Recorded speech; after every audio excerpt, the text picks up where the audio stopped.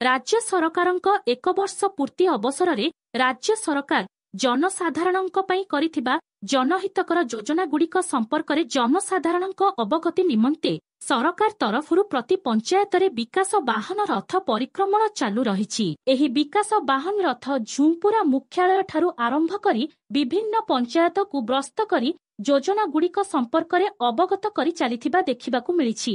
Block ପ୍ରଶାସନର ପ୍ରତ୍ୟେକ ତତ୍ତ୍ୱାବଧାନରେ ବିକାଶ ବାହନ ଆଗେଇ ଚାଲିଛି। ଏହି ରଥକୁ ପ୍ରତି ପଞ୍ଚାୟତରେ ସ୍ୱାଗତ କରୁଥିବା ଦେଖିବାକୁ ମିଳିଛି। ପଞ୍ଚାୟତ କର୍ମକର୍ତ୍ତାମାନେ ବିକାଶ ବାହନ ରଥକୁ ଆଗେଇ ନେବା ସହିତ ରାଜ୍ୟ ସରକାର କରିଥିବା ଯୋଜନାଗୁଡ଼ିକରେ କିପରି ସାମିଲ ହୋଇପାରିବେ ସେ ସମ୍ପର୍କରେ ପରାମର୍ଶ ଦେଉଥିବା ଦେଖିବାକୁ ମିଳିଛି। କେନ୍ଦୁଝର ଜିଲ୍ଲା ଝୁମ୍ପୁରା ବ୍ଲକରୁ ଜେଥୁରାମ ମହାକୁଳଙ୍କ ରିପୋର୍ଟ, ବୈତରଣୀ ଖବର।